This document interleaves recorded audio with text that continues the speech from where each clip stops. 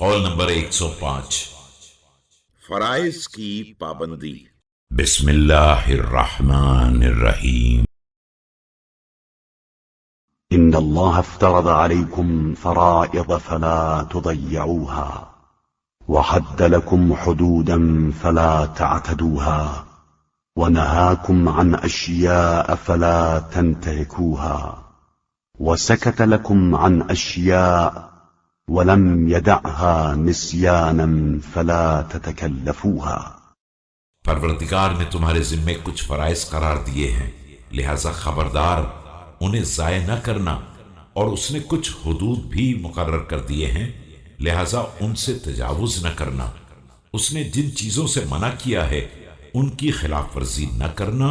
اور جن چیزوں سے سکوت اختیار فرمایا ہے زبردستی انہیں جاننے کی کوشش نہ کرنا کہ وہ بھولا نہیں ہے